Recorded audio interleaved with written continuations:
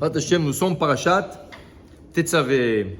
Alors, Parashat Tetzavé, c'est la suite de Parashat Tourma. Akadosh Baruch Hu a demandé qu'on lui construise le Mishkan, le tabernacle, une maison de résidence.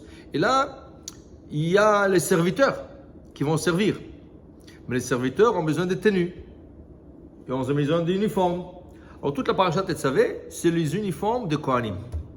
Eux qui vont servir dans le Mishkan ont besoin d'être bien habillés. Okay? C'est comme l'Avdil, un policier va s'habiller comme un policier, un pompier comme un pompier, un docteur comme un docteur. Chacun a son uniforme. Les Kohanim aussi ont leur uniforme. Le Kohen régulier, celui qui fait le service régulier journalier, il aura 4 habits, 2 pantalons, une tunique blanche, une ceinture et un chapeau.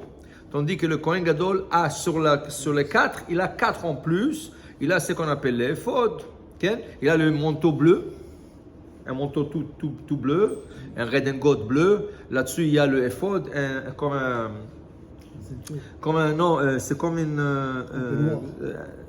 c'est comme le femme tablier, comme un tablier, mais à l'envers. À l'envers. Ensuite, il a le pectoral, okay? Et ensuite, il a le tzitz. Ça fait en total 8. Okay? Et là, la Torah dit, si le Kohen rentre et il manque un des habits, la ceinture, ou je ne sais pas, le pectoral, Hayav Mita. Wow. Okay? Parce que tu es représentant de Dieu parmi le peuple, tu dois être bien habillé. Okay? Des fois, il y a des gens qui s'habillent, on dirait qu'ils viennent de tomber du lit. Okay? Et tu vois les riches, ils s'en foutent, il y a un jeans, un truc. Qui c'est qui s'habille bien? C'est ça, c'est chaud, c'est ça. Qui c'est qui s'habille bien? Les gens moyens, les gens pauvres. C'est eux qui vont chercher. Ils ont fait une étude. Les gens moyens, ils achètent un jeans à $200. Les autres, ils l'achètent à $50. Un exemple, prenez tous les Noirs. Ils achètent des espadrilles à $300-400, des jeans, des marques, parce que ce qui leur manque en eux-mêmes, ils essaient Les Noirs, ils achètent la Mercedes, mais ils vivent dans une cabane. C'est ce que j'ai dit, moi, un jour à ma fille. J'ai dit, je ne comprends pas, comment ils peuvent. Elle me dit, papa, son style de vie et le tien est complètement différent. Oui, exact. Donc, alors, on va voir. Anyway. Alors, regardez. La Torah nous dit qu'il est obligé de porter ses habits, mais si on regarde les habits, il manque un détail. C'est quoi une chose, le plus important habit pour les hommes et les femmes, c'est le soulier. La Gemara dit, le olam imkor adam kol ma sheyesh lo vikach minalim leraglav. À tout jamais, une personne doit vendre même sa maison pour prendre une paire de souliers. Wow. Okay? Un soulier, sans le soulier, tu peux rien faire. D'ailleurs, chaque matin, nous disons une bracha sur le soulier. Baruch ata Hashem Elokeinu haolam she'asali kol tzorki. Dieu, tu m'as permis de faire tout ce que j'ai besoin de faire. Comment? À travers le soulier. Sans soulier, tu ne peux pas sortir dehors. Il neige, tu ne peux pas sortir. Il pleut, tu ne peux pas sortir. Une journée normale, il y a des clous, il y a des morceaux de glace, tu ne peux pas sortir. Ça veut dire que tout ce que tu fais en journée, c'est grâce à tes souliers. Et là-dessus, il y a une bracha spéciale. She'asali kol tzorki. Tout ce que j'ai besoin de faire, c'est grâce à mes souliers. Et comment ça se fait que les Kohanim n'ont pas de souliers? Okay? C'est un détail important. Qui c'est qui va sans souliers? Les endeuillés. Okay? Les endeuillés. Alors comment ça se fait que le représentant de Dieu, le Kohanim, les prêtres, comment ça se fait qu'ils n'ont pas de souliers? D'ailleurs, beaucoup de Kohanim tombaient malades. Il n'y avait pas de chauffage en dessous? Non, il n'y avait pas de chauffage. Et c'est pour ça, même en hiver en Israël, qui fait très froid, et c'est un parterre en marbre, il n'y a pas. Okay? Alors, dans le Mishkan, le Bet HaMikdash, dans le Bet HaMikdash plutôt, il y avait une chambre qui s'appelait le Bet HaMoked. Bet HaMoked, il y avait un feu. Et de temps en temps, quand ils avaient froid, ils venaient chauffer les pieds. Okay? Alors, comment ça se fait que Hachem n'a pas donné cette mitzvah? Alors, on doit comprendre. Voilà que Moshe Rabbeinu, la première fois que Dieu s'est apparu à lui, qu'est-ce qu'il lui dit? Shalna alecha. Avant que tu t'approches de moi, Shalna alecha. Enlève tes souliers. Ki hamakom asher ata omed alav admat kodeshu. Car l'endroit sur lequel tu piétines est une terre sainte. Où il était? Il était à Midian, mais dans le désert. Okay? Mais comme il y avait l'ange dans le buisson, qui est en train de se brûler sans être consumé, okay? Alors l'endroit est devenu saint. Et là, il lui dit, écoute, avant que tu te rapproches ici, tu enlèves tes souliers. Bet HaMikdash, c'est l'endroit le plus saint au monde. Donc si Moshe Rabbeinu, on lui dit Shalna Alecha, hein, et pourquoi? Quel est le rapport? Alors voilà, normalement l'homme était censé de marcher et de faire ses pieds nus. Okay?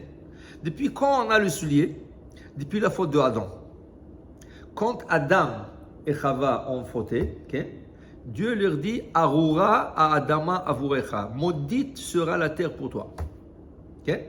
Donc, pour ne pas piétiner sur quelque chose qui est maudit, Hachem a demandé qu'on fasse une séparation entre l'homme et la terre. Cette séparation, c'est le soulier. Le soulier crée une séparation pour que tu ne piétines pas directement sur la terre. Donc on n'a pas le droit d'aller pieds nus Exact.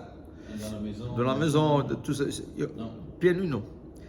Mais maintenant, quand tu arrives dans un endroit saint, il n'y a plus de raison. Pourquoi? Parce que Admat Kodesh. Toute la raison pourquoi tu portes le soulier pour séparer ton corps de la terre qui est maudite. Mais une fois que l'endroit où tu piétines est kadosh, tu n'as pas besoin de soulier.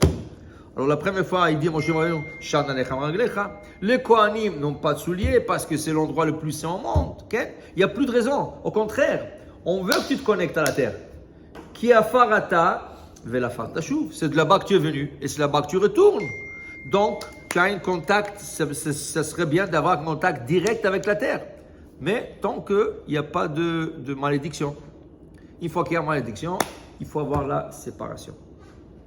Donc, il dit ici,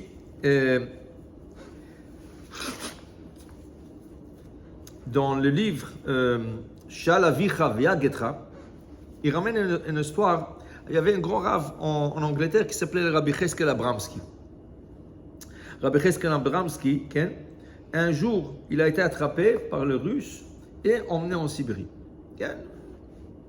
Pour n'importe quelle raison. Ils trouvaient n'importe quoi. Mais non, il disait que quand il est arrivé là-bas, le lendemain, chaque matin, il devrait marcher 5 à 10 km pieds nus sur la glace. En Sibérie, moins 50, pieds nus. Et il disait, les gens tombaient malades comme des mouches. C'était une manière de leur liquider. Okay? Alors, les gens, ils tombaient malades, ils attrapaient froid, ils ne leur donnaient pas des médicaments, ils ne leur donnaient pas des antibiotiques, les gens mouraient. Okay? Les gens mouraient. Là, lui, il savait qu'il n'y a plus de sortie d'ici. Okay? Qui c'est qui peut? Alors, il a fait une prière à Dieu. Tu sais, quand tu as un problème, il faut que tu parles à Hachem. Hachem, c'est comme un père. Tu viens, tu lui parles, tu lui dis qu'est-ce que te dérange, qu'est-ce que tu veux de lui. Alors, il dit comme ça. La Gemara dit, Shlomo Melech plutôt dit, Tsinim ou Pachim biad Hachem. Le froid et la chaleur sont entre Tsinim ou Pachim sont entre les mains de l'homme, pas de Dieu. Okay? Entre les mains de l'homme. Qui veut dire, il fait moins 30 d'or. Et tu sors son manteau et tu dis Hachem Yazor. Hachem te dit Anilo Ozer, je t'aide pas. Débrouille-toi. Il va dire tu es normal. Mais quelque chose. Mais un manteau, mais une écharpe. Tu ne sors pas comme ça. Tu veux que je te fasse un miracle, je te fais pas. Okay? Il fait trop chaud. Tu vas porter un manteau, tu vas tomber malade aussi. Okay? Alors Hachem te dit c'est entre tes mains. Le froid et la chaleur sont entre tes mains, l'homme. Okay? Vient après ce qu'Abramski dit à Dieu. Dieu, écoutez, je sais que le froid et le chaud, la chaleur sont entre les mains de l'homme, mais écoutez, ici, il n'y a pas le choix. Il vous force de marcher sur la glace. Ce n'est pas moi qui vais marcher sans souliers. Et je ne compte pas sur un miracle. Alors je vous demande, aidez-moi. Aidez-moi, comme ça. Alors il dit ici que pendant 15 ans qu'il était là-bas, jamais il n'avait même pas le nez qui a coulé. Hachem l'a protégé. Hachem l'a protégé.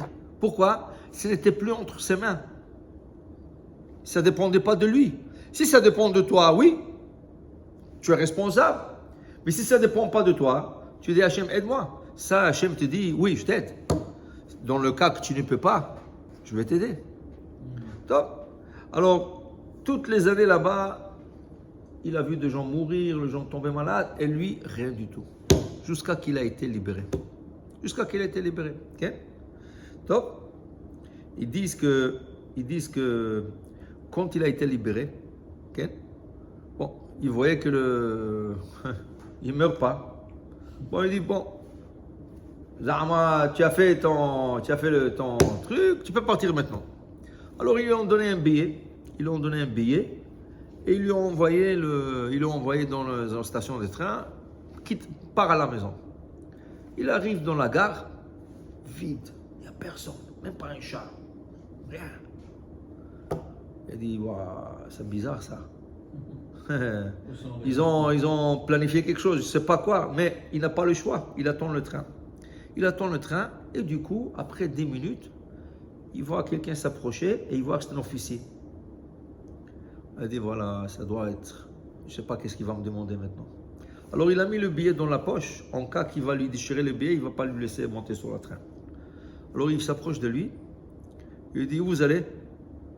Il dit, j'étais libéré, je pars chez moi. Où est votre billet? Alors il dit, sortez le billet. Il n'avait pas le choix. Il a sorti le billet, il le prend, il le déchire. Le gars, il regarde à gauche, il regarde à droite. Il dit, vous savez, moi aussi je suis juif comme vous. Et je m'excuse pour toutes les années qu'on vous a fait souffrir. Mais écoutez, les billets qu'ils vous ont donnés, c'est dans un wagon où il n'y a pas de chauffage. Tous ceux qui ne sont pas morts là-bas, ils vont mourir sur le wagon. Alors je vous donne un nouveau billet dans un wagon chauffé. Lui, il ne croyait pas. Oui, non, mais ça a l'air vrai. Une demi-heure plus tard, le train arrive. Il y a des gens sur le train, tout ça, ils montent. Et là, le train commence à courir. Et là, il voit, effectivement, pendant le voyage, ils sont en train de jeter les gens par la fenêtre. Les gens qui sont morts du froid. Et lui, il était dans une cabine chauffée. Okay? Hachem l'a sauvé. Vraiment, Hachem l'a sauvé. On dit que le Chafetz Chaim a prié pour lui. Il était tellement un rave important. On dit que chaque jour, le Chafetz Chaim disait Télim pour lui. Pour qu'il retourne en paix. Donc, un jour, je racontais ça, comme ça, dans la synagogue. Il y avait un rabbin, Rabbi Yechia ben Chitrit, de France. Il dit, waouh, je ne savais pas ça. Mais je connais la fin de l'histoire. Non, je connais la fin de l'histoire. Je dis, quelle fin de l'histoire? Il dit, il raconte sur lui que quand il a été libéré, il est rentré en Angleterre. Alors ils ont fait une grande convention avec des rabbins pour l'accueillir et tout ça. Et ce jour-là, il faisait froid. Alors ils nous ont dit, Rabbeinu, on va tourner un petit manteau. Il dit, non, je n'ai pas besoin moi. Moi, je suis habitué des moins 40, moins 50, je marchais sur la glace. Ce jour-là, il a attrapé froid. Pourquoi? Parce que jusqu'à date, tu n'avais pas les moyens de te protéger. Alors Hachem te dit, je te protège. Mais là, tu peux mettre un manteau, tu dis quoi? Là, Shlomo Melech te dit. Il m'a dit, ça c'est la deuxième partie de l'histoire. Il m'a dit, je ne connaissais pas la première partie de l'histoire. Il dit, voilà, quand deux rabbins se rencontrent, l'histoire se complète. L'histoire se termine. C'est ça. Alors pour nous dire, voilà, combien c'est important. Alors, les Kohanim, okay, eux, ils travaillent dans la maison de Dieu. Alors c'est sûr qu'ils étaient protégés. Puisqu'ils étaient protégés, ils n'avaient pas besoin de souliers. Ils n'ont pas besoin. Parce qu'ils sont protégés par Hachem. Okay? Il dit ici, on trouve dans tellement des aspects de la halakha qu'on parle de souliers. Pour vous dire, c'est tellement important. Okay? Alors on va voir ce soir, on va voir quelques halakhot. Il y a tellement, mais quelques halakhot qui se réfèrent aux souliers. Si on ouvre le Shulchan Aruch tout à fait au début, on te dit comment porter le soulier le matin. On te dit, tu mets le pied droit. Le pied droit. Oui, tu rentres le pied droit. Après le pied gauche, mais tu attaches le pied gauche avant. Ensuite le pied droit. Et pourquoi? Parce que les lacets, les lacets sont un cadeau d'Abraham Avinu. Qui veut dire, Abraham Avinu, il va se battre contre 4 rois gens pour sauver son neveu Lot.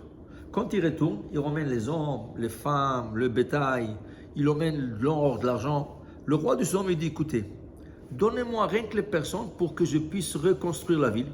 se donne. Prenez tout l'or, tout l'argent. C'est à vous. Vous avez gagné, vous méritez. Abraham dit non. Je ne prendrai pas de toi ni une ficelle, même pas une lacet de soulier. Est-ce que le lacet gauche ne reflète pas aussi le Oui, téfilim? voilà. Alors, Hachem a dit, tu lui as dit, Hachem dit à Abraham, je suis fier de toi que tu ne voulais pas profiter de ce goy. Alors tu as dit, je ne prendrai pas une ficelle, je donnerai à tes enfants une ficelle de mitzvah. C'est la ficelle des tzitzit. Les tzitziot vient de grâce à Abraham. Tu ne voulais pas prendre le lacet de soulier. Alors, les lacets qui sont aussi des lacets de téphilim, les phylactères, je donnerai des lacets spéciaux qui sont la ritzoua qu'on appelle pour tes enfants. Ça veut dire qu'on a les ritzoua de téphilim grâce à Abraham Avinu. Okay? Maintenant, puisqu'on attache les lanières sur la main gauche, ça veut dire que l'attachement d'une lanière sur la gauche a plus d'importance que la droite. Donc, on va attacher le soulier gauche avant le soulier droit. Et les gauchers, c'est l'envers, comme ils font les téphilim. Les gauchers sont à l'envers, okay? Comme les téphilim. Alors déjà, on voit l'importance. Une fois en Israël, il y avait un soldat. Le vendredi, c'était un vendredi, il faisait le bus dans une des stations de bus. Alors, il y a des gens qui passent, il y a une voiture qui s'arrête. Où vous allez? Haïfa. Allah, t'allez, monte. Il monte. Où tu vas? Ici. Ah, pas loin de chez moi. Chavot, viens. C'était un rabbin, comme ça. Et l'autre, Khayal Chiloni. Alors, il s'est dit, parler de la paracha. Il dit, écoutez, je ne suis pas dans ce... C'est pas mon style. Mettez la musique. Il dit, ah, pourquoi? Vous mettez les téphilim? Non. Vous gardez Shabbat? Non. Écoutez, je ne sais pas. Il dit, écoutez, vous êtes en train de protéger l'armée Israël et je veux que Dieu vous protège. Alors je vais vous donner une mitzvah. Comme ça, vous êtes protégés et vous pouvez nous protéger aussi. Il dit, écoutez, je ne suis pas... Non, il dit, c'est une mitzvah que vous le faites, que vous voulez ou pas, vous le faites de toute façon. Rien que maintenant que vous allez y penser, vous allez avoir une mitzvah. Il dit, ok, quoi? Il dit, vous mettez vos bottes d'armée chaque matin? Oui. Écoutez, mettez le pied droit en premier, ensuite le pied gauche, mais vous attachez la lacet gauche, avant la droite. Il dit pourquoi? Il dit écoute, c'est une mitzvah. C'est une mitzvah. Qu'est-ce que ça te dérange? Tu le fais de toute façon. J'aimerais rien que seulement, des fois tu fais la droite, la gauche, mais si tu vas être méticuleux de mettre le droit et le pied droit et le pied gauche, ensuite attacher le lacet gauche, vous recevez une mitzvah au ciel. Il dit, vous savez quoi, vous êtes un homme gentil, vous m'emmenez à la maison, je vous promets, je vais le faire. Donc, dimanche, ce soldat retourne à la base.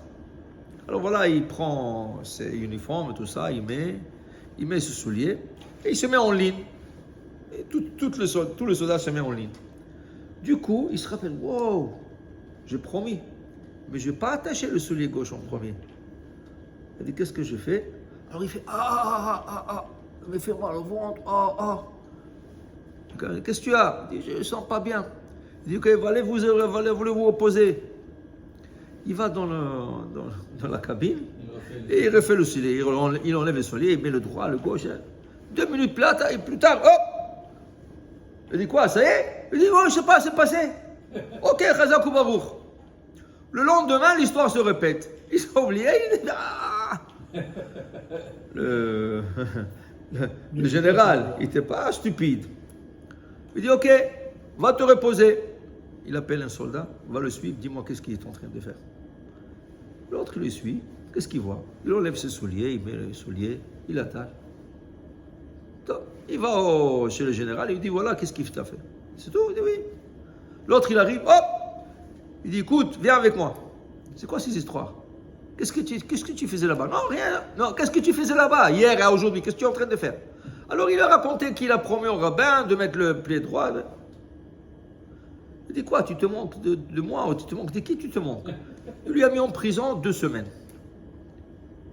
Cette semaine-là, toute l'unité où il servait, 76 soldats, sont montés dans 2 hélicoptères et les 2 hélicoptères sont écrasés Tous sont morts. Lui, c'est le seul survivant dans la prison.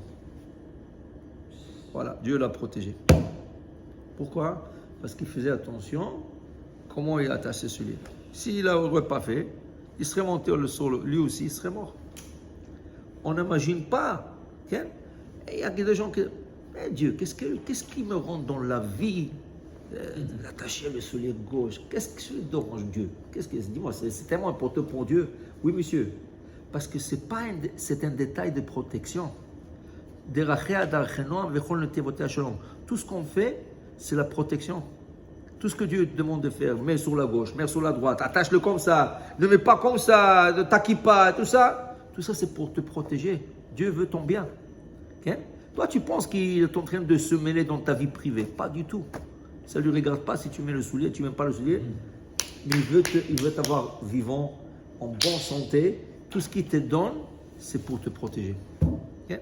Alors voilà déjà une halakha qu'on trouve... Pour les enlever, ça a une importance, comment enlever? Tout ce qui est parti en dernier s'enlève en premier. Alors, tu détaches le soulier droit. Ensuite, tu détaches le soulier gauche qui a été attaché en premier. Okay? Tu enlèves la gauche et tu enlèves le droit après la gauche. Okay? Tout ce qui est... non, d'abord la gauche. La gauche après la droite. Tu voulais... Pardon. Voilà. Oui, non. Ça veut dire le droit qui est monté en premier, il descend en premier. Et en dernier. Okay? Alors pour vous dire que c'est à l'envers. Il y a une histoire là-dessus, en Hongrie, avant la guerre.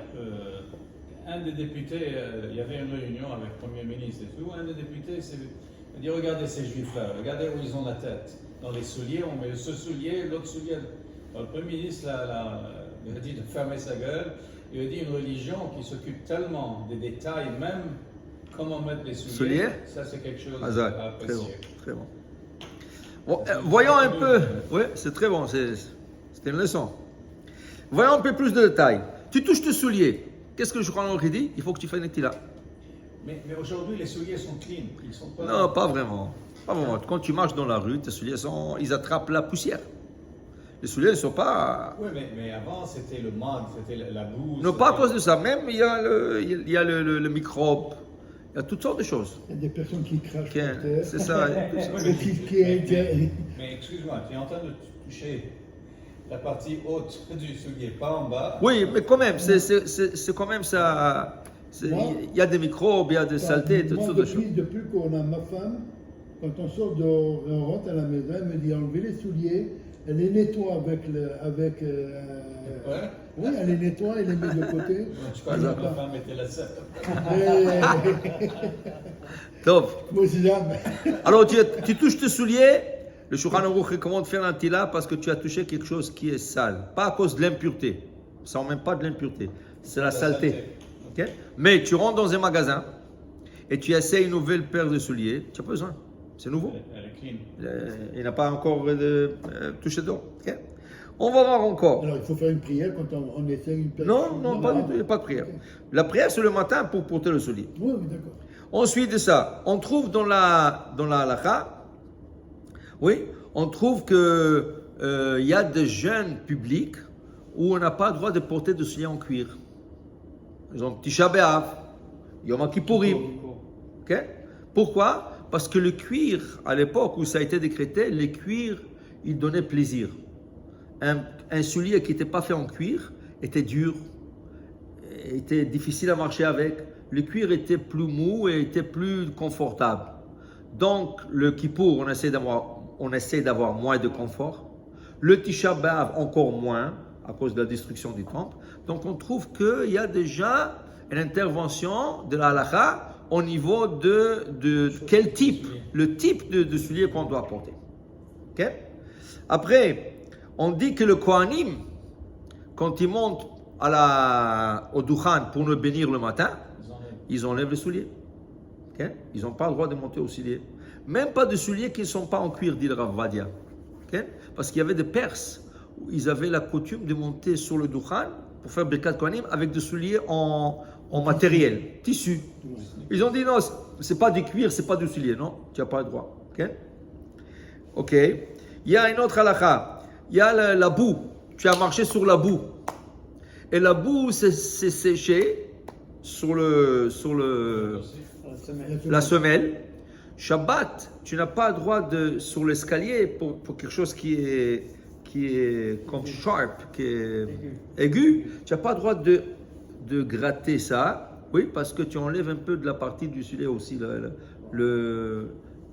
comment on appelle ça, le rubber, ou le cuir. le cuir, ok? Caoutchouc. Caoutchouc. Et Ilchot Shabbat, encore. Il y avait une histoire où des Juifs se sont cachés dans une grotte des Romains. Et là, il y avait comme 100 personnes. Et à l'époque du Talmud, les gens marchaient avec des souliers où le bas de la soulier était avec des clous. Comme un peu des souliers de golf. Ou les souliers de football, c'est soccer. Okay? Mais ça avait vraiment carrément des clous. Oui. Alors ça marchait comme ça, il marchait. Maintenant, qu'est-ce qui est arrivé? Il y avait du bruit, il y avait un vent qui a soufflé dehors. Ils pensaient que les Romains sont en train de venir. Là, ils essayaient de rentrer plus profondément dans la grotte, mais il n'y avait pas où rentrer. Alors, les gens montaient un sur l'autre, et ils se sont écrasés, ils sont morts. Depuis, la halakha interdit de sortir dehors à Shabbat avec des souliers qui sont avec des clous, des crampons, si tu veux, des crampons. Okay? Lama, à cause de cette histoire qui est arrivée, pour commémorer la mort de ces 100 personnes ou plus qui sont morts à cause de clous dans le soulier. Okay? Il dit ici une autre histoire de souliers. 2 frères mariés. Un n'a pas pu malheureusement avoir des enfants et il décède. Le frère, il doit marier sa belle-sœur, mais il ne veut pas. Ou aujourd'hui la halakha ne le permet pas. Alors elle doit faire ce qu'on appelle le déchaussement, halitza, le déchaussement. Alors ils vont dans un beddin, dans un tribunal juif, et le tribunal met un sandal spécial de cuir sur le pied de ce beau-frère, et ils attachent ça comme ils attachaient le Romain avec un lacet comme ça, et elle doit le déchausser, doit enlever le soulier, cracher, et dit voilà qu'est-ce qu'on fait à celui qui ne voulait pas marier la femme de son frère pour avoir la continuité du nom de son frère. Okay? Alors voilà, ça c'est ce qu'on appelle la halitza. Okay? Ensuite, quand il y avait de troc ou il y avait de change de marchandises, les gens de fois enlevaient le soulier et ils donnaient un à l'autre pour faire le kinyan, acte d'acquisition. Okay? Des fois c'était un gant, shalaf, on le trouve dans le livre de Boaz, shalaf ishna'alo. Rachid dit que ce n'était pas exactement le soulier, c'était plutôt un gant. Alors il portait un gant, et il enlevait le gant, il donnait, et l'autre il levait, c'était un acte d'acquisition. Mais il y en a qui disent que c'était carrément un soulier. Alors on trouve dans le soulier, dans le kinyan, aussi qu'il nous aide à faire le kinyanim. Tov, on n'a pas le droit, Shabbat, de rentrer dans un nouveau soulier, on n'a pas le droit de mettre les lacets. On doit le préparer avant Shabbat. Alors un nouveau paire de souliers, et ça vient sans lacet, ça veut dire le lacet sont des côtés, tu n'as pas le droit de le refaire rentrer de la première fois. Pourquoi? C'est metaken mana. C'est comme si tu viens construire un ustensile. Le soulier sans le lacet, tu ne veux pas le porter, ils vont tomber du pied. Alors quand tu rentres le lacet, tu viens de préparer ce soulier pour marcher, mais comme c'est la première fois que tu l'as préparé, le Shabbat, ça s'appelle Osekeli. Tu as préparé un ustensile, quelque chose qui est... Mais non, s'il y avait déjà un lacet, et tu l'as enlevé, tu l'as changé, il n'y a pas de problème. Parce qu'il y avait déjà. C'est la première fois seulement, pour la première fois seulement. Okay? C'est la première fois que tu n'as pas le droit de le mettre. Top. Et Shabbat. Encore Shabbat. On a le droit de porter overshoes. Overshoes, c'est c'est comme des souliers en caoutchouc par-dessous le soulier. Pour la pluie, pour la neige. Comme la neige, comme à Montréal. C'est ça à Montréal, mais ça pour la neige. Okay? Alors ça, le Rav Moshe Feinstein disait que on a le droit de sortir avec le Shabbat. Pourquoi? Parce que ça chauffe. Alors tu as le droit de prendre 2 manteaux sur toi. Tu portes un manteau et tu dis ce manteau il ne chauffe pas assez. Et je vais mettre un autre manteau sur mon manteau, il n'y a pas de problème. tu peux chauffer. Il y a on va dire, ton fils, ou c'est le fils, le père est sorti, il n'y avait pas de pluie. Et là, il commençait à pleuvoir. Et le fils, il veut emmener un manteau à son père. Il n'y a pas de roue. Alors, il peut porter son manteau à lui, plus le manteau du père, et l'emmener à son père. La bonne me faisait ça. Ah ouais. Le samedi, quand il pleuvait subitement, elle venait avec 2-3 Manteau, hein? Azak. Alors, dit le Rav Moshe Feinstein, c'est complètement. $20. Alors, complètement permis de le faire.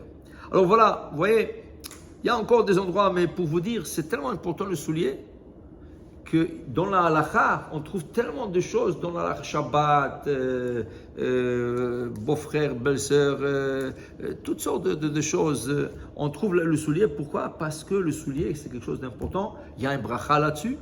Mais dès que tu arrives dans un endroit saint, il faut que tu enlèves le soulier. Vous savez qu'il y avait une époque où on ne rentrait pas avec soulier à la synagogue. Okay? Seulement quand, non, tu enlevais le soulier à l'entrée. Mais quand il y avait des autres religions qui nous ont copiés, pour ne pas s'assimiler à leur coutume, alors ils ont dit que non. Mais la halakha exige que tu nettoies tes souliers avant de rentrer, surtout des bottes. En hiver, tu rentres dans la boue, tu rentres dans la neige. Quand tu rentres dans la synagogue, là, tu vois tout un flaque d'eau qui s'est créé autour de toi. C'est pas agréable. Okay? Alors, on te dit, nettoie bien tes souliers avant de rentrer à la synagogue. Alors, pour vous dire, voilà, Rabotai, une des choses les plus importantes dans le judaïsme, c'est la kippa, okay? C'est la tenue qu'on prie, mais aussi, le plus bas du corps, c'est le soulier. C'est la fin du corps. Okay? Ça aussi, c'est quelque chose de très, très important. Pour terminer, Baruch Adonai, il est en l'âme. Amen, amen. pour terminer